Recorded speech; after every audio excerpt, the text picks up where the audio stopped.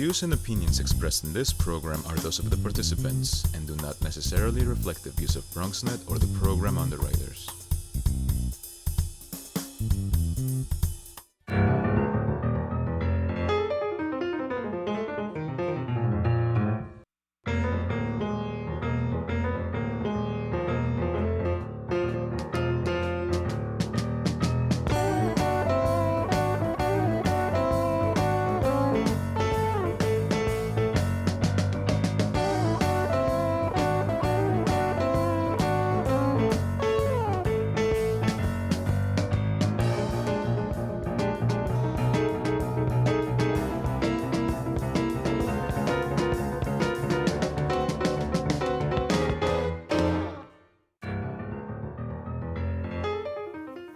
Good evening and welcome to Bronx Talk. 2 weeks ago in the 14th Congressional District, Alexandria Ocasio-Cortez defeated a highly regarded incumbent, Joe Crowley, in a Democratic primary that rocked the political world both locally and nationally.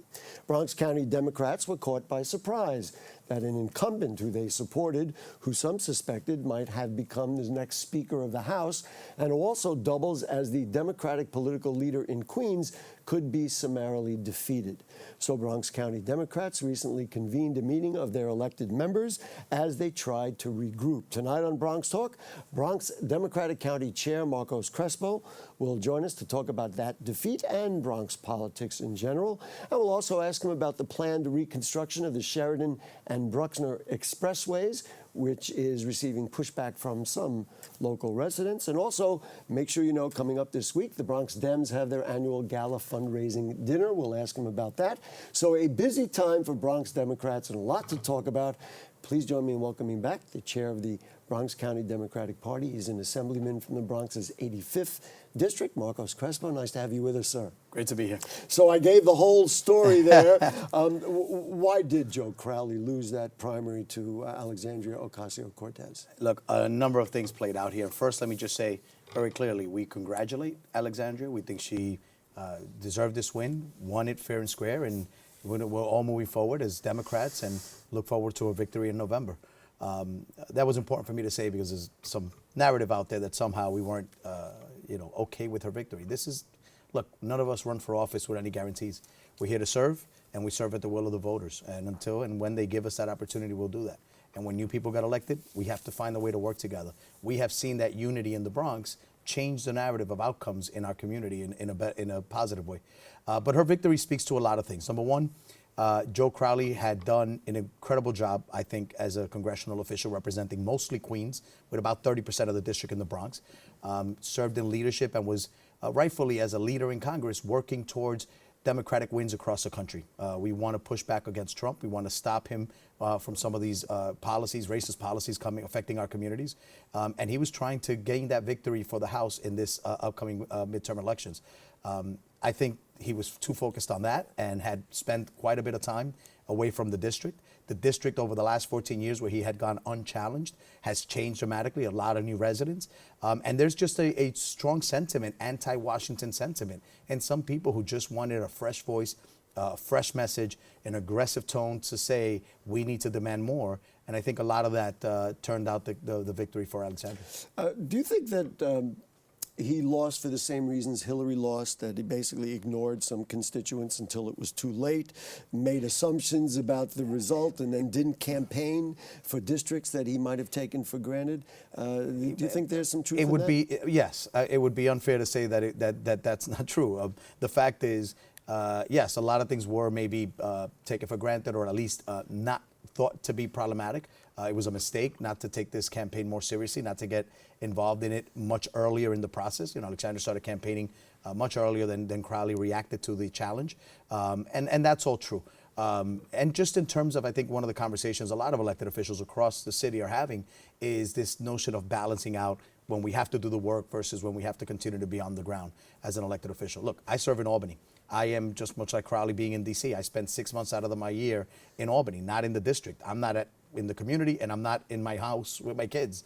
We go and serve, represent the district, but it's a sacrifice to be away. And it also takes an impact when constituents say, well, we haven't seen you. Well, I've been in Albany, but when I'm back, I'm trying to get around. And a lot of us have families and children. You're balancing all these things and trying to do everything you have to do. And also when you're in leadership. So I serve as the chair of the Democratic Party. I also serve as the chair of the Puerto Rican Hispanic Task Force. That means I have responsibilities to be involved in advocacy around those issues, which also then takes away from the time that I spend in the district attending local events that in the past I used to attend much more frequently. So all of that has an impact, and I think the conversation is really about making sure we're getting the message out and that constituents are hearing from us firsthand the work we're doing, which is significant.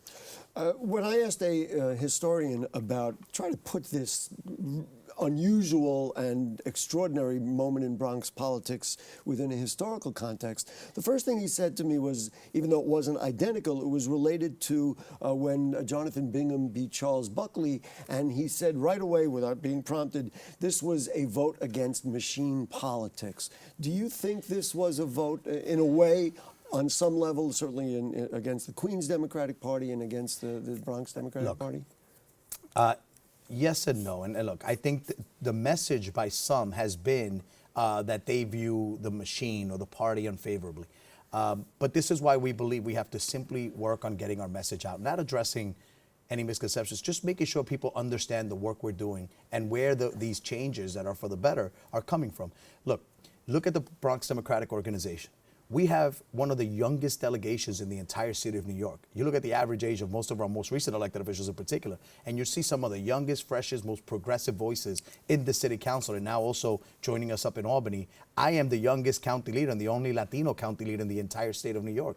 I'm only 37 years old. So the idea that we represent a lot of what the youth and a youth movement within politics, which people have been clamoring for.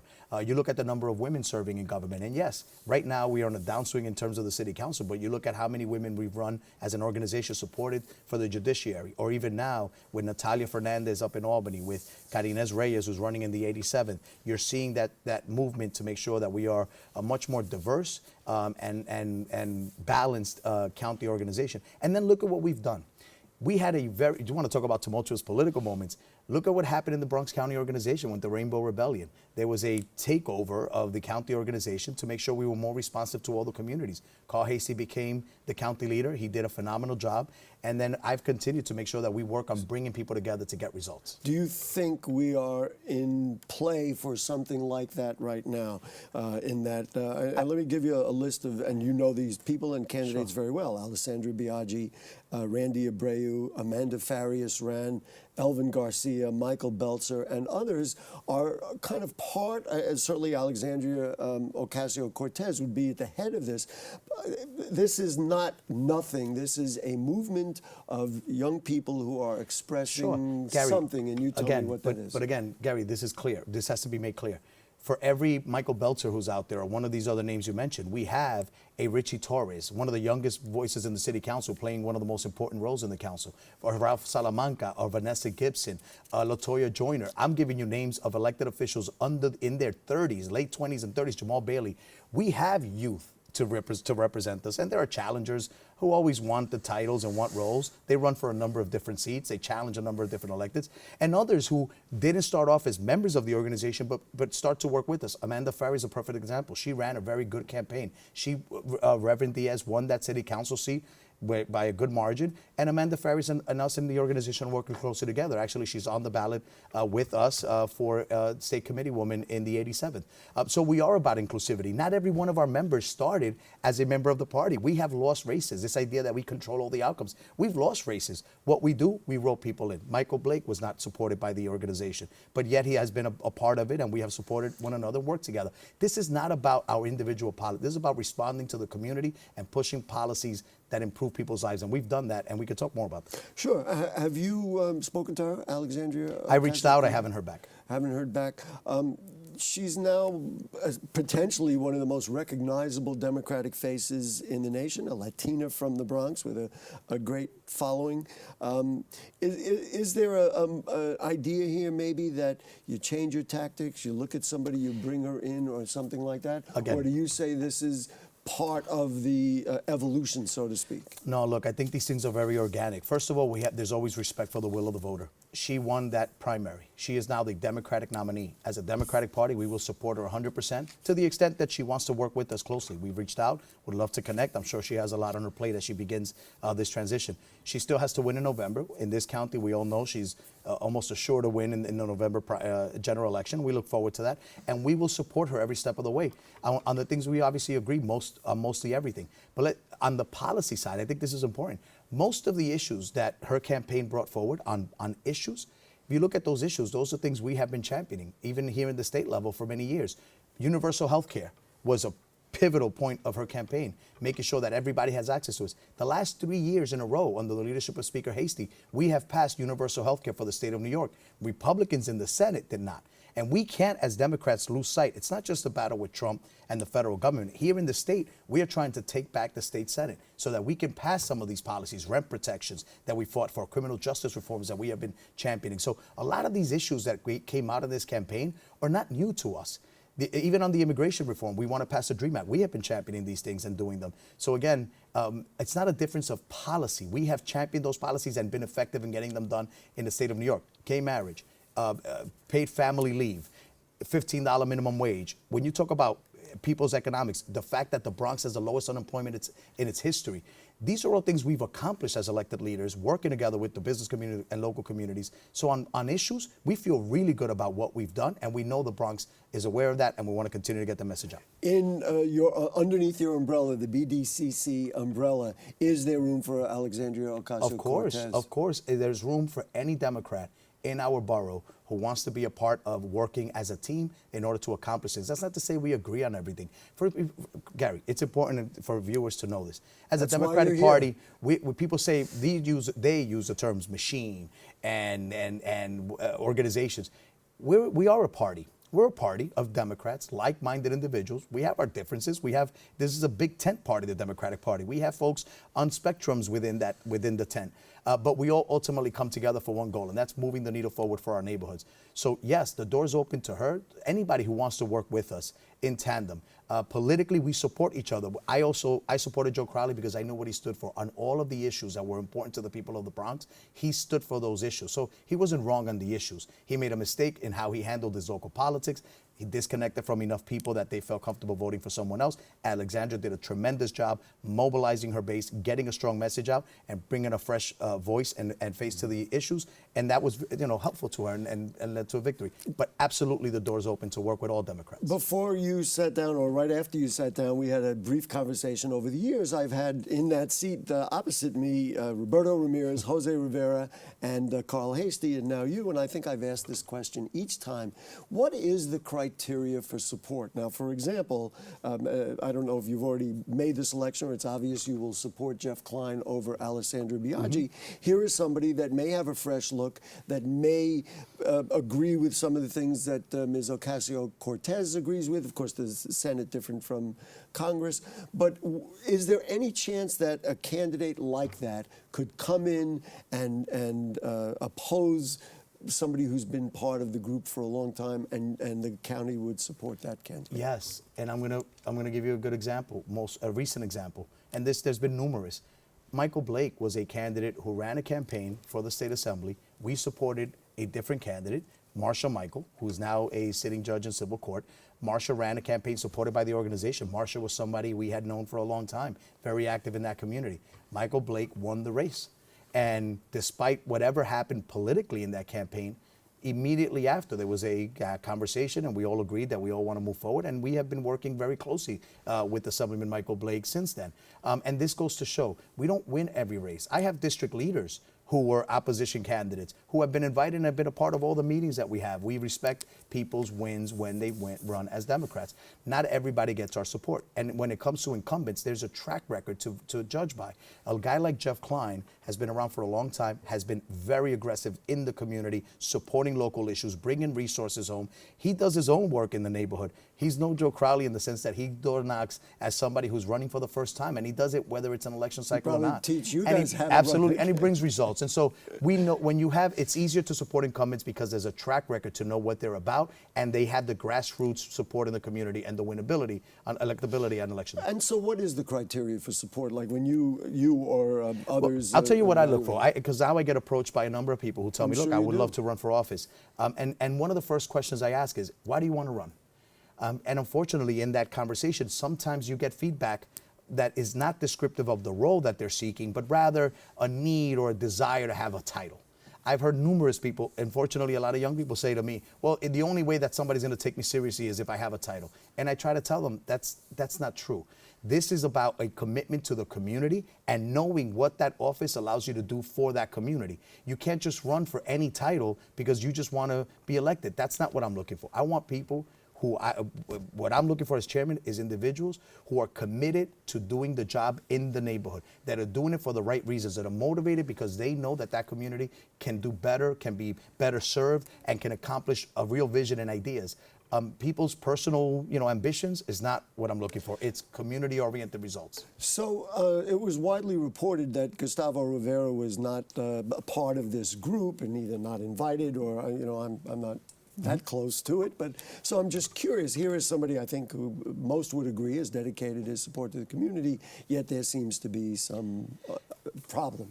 Well, Gustavo and I have worked closely together on a number of issues, and the truth is that he has not been an active participant by choice. He has often supported candidates in opposition to candidates that we feel best represent our community.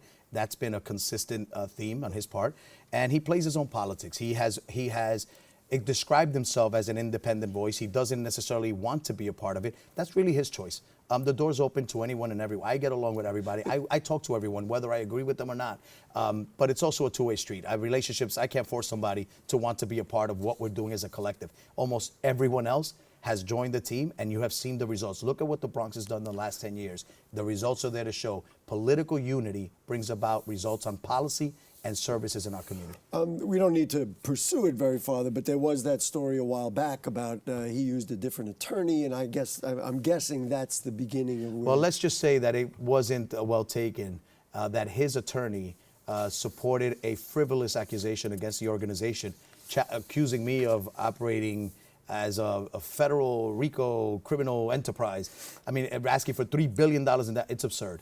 It's absurd. We're public servants. Like, I take this job tremendously seriously. I'm honored at the opportunity to serve as chair of the party. I'm a 37-year-old kid who was born in Puerto Rico, whose father was an undocumented immigrant from Peru, who went to John Jay and only learned about politics as an intern in the New York State Assembly. I was blessed to have the opportunity to work with Ruben Diaz Jr. Saw a young man I could relate to and want to aspire to be like. In Ruben, somebody committed to the community, grew up in the community, who changed his life as a young man. That is the kind of story. And what I've seen Ruben do as borough president and the transformation in our borough, to me, that's what excites me about this, that we can effectuate change, improve people's lives, because that's where we come from and that's where we live. And that's where we're raising our families. And so that's what this is about. The notions and the cartoonish views of the organization and the politics, some of that is really exaggerated. And I welcome anybody who wants to be involved to call us, join us, and be a part of this. This is a movement. It's not just Trump that we're fighting. Locally, we also have a lot of things still to accomplish. You expect that the borough president will run for mayor, and presumably he's going to be very happy to gain the Democratic county support. He certainly has it. I think the world of Ruben, and I think he is one of the most inspiring young members we've seen in politics in a very long time. And I think he has all the skills to be successful in that endeavor.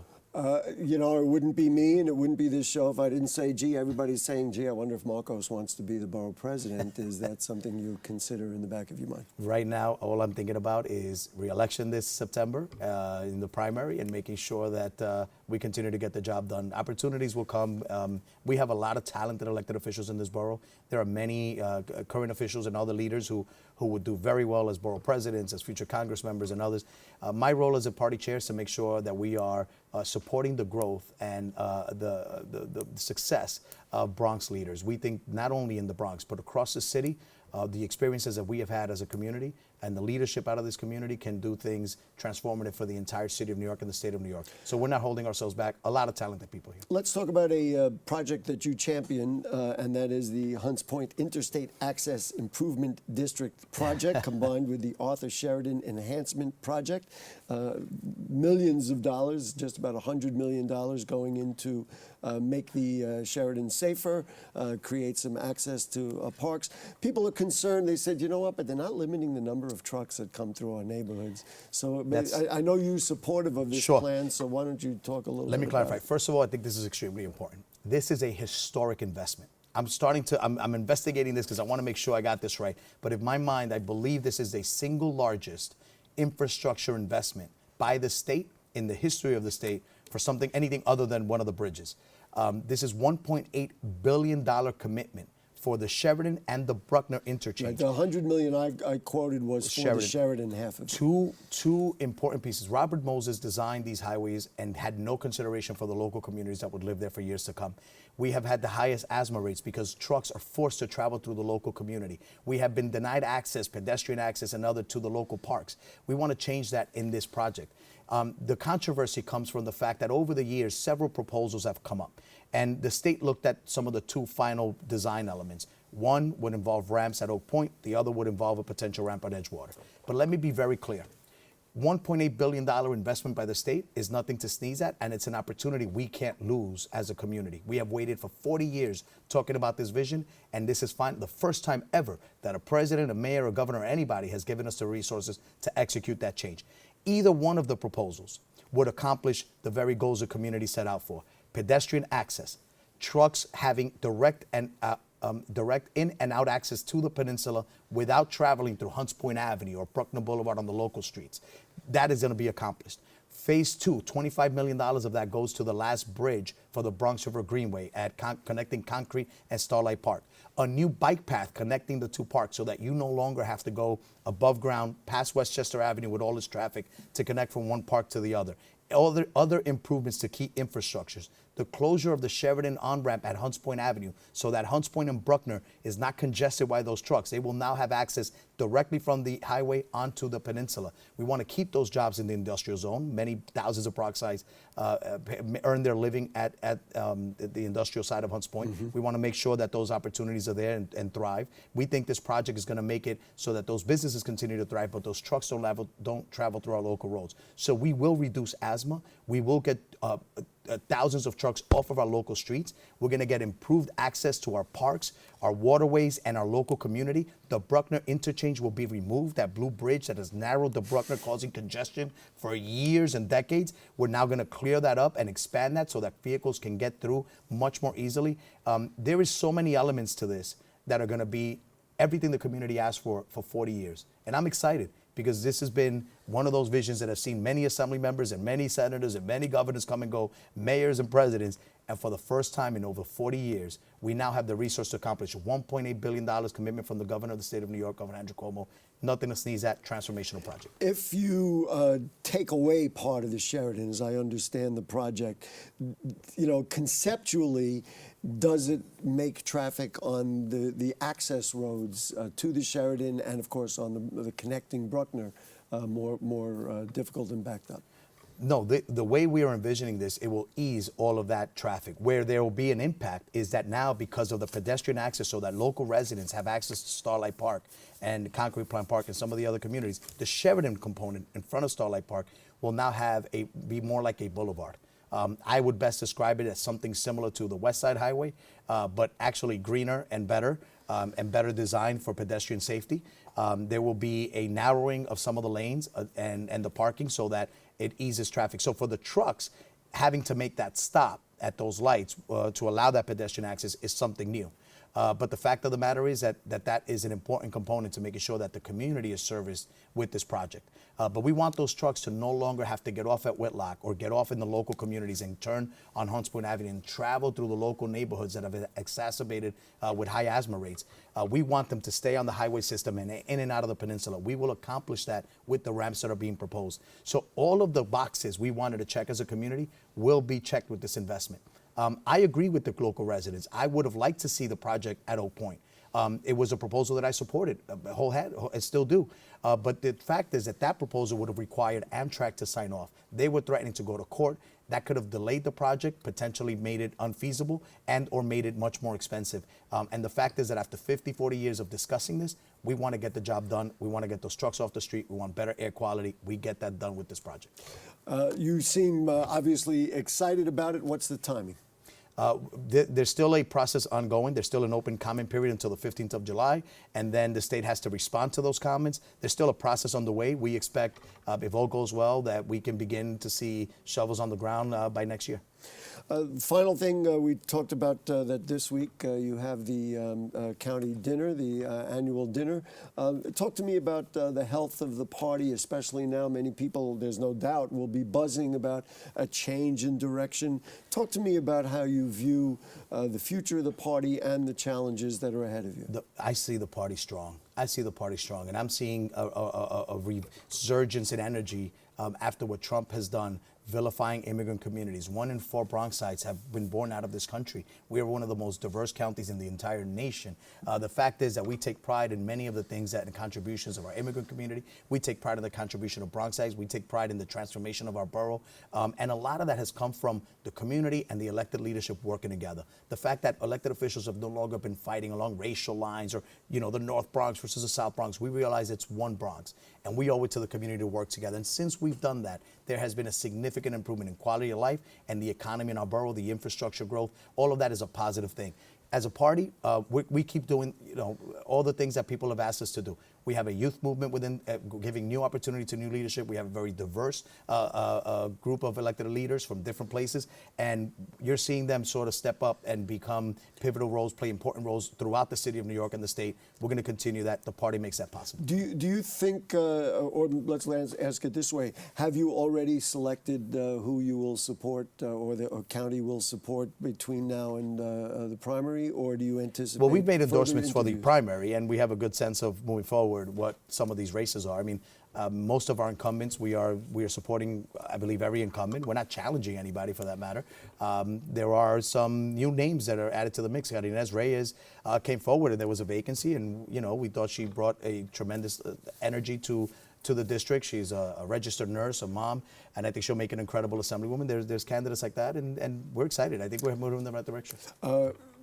Assemblyman Marcos Crespo, thank you so much for joining us, and thank you for your openness, and thank you for your willingness to come in and chat about what was, I think, as big a challenge as you've had in a little while, but you've done it willingly, and we appreciate your time here. We Thank you. expect after you meet with Ms. Ocasio-Cortez, you'll come back and tell us about it. I look forward to that. Folks, if you have further questions or comments on anything you heard on tonight's show or anything going on in the Bronx, you can email them to us at BronxTalk@BronxNet.org. You can send us a tweet at BronxTalk or post them on our Facebook page, and we'll read them on the air during a future edition of our program. Our archives are at BronxNet.org. You find Bronx Talk by following the Watch menu on the new BronxNet website. Our producer is Helen Greenberg. Our director is William Guzman.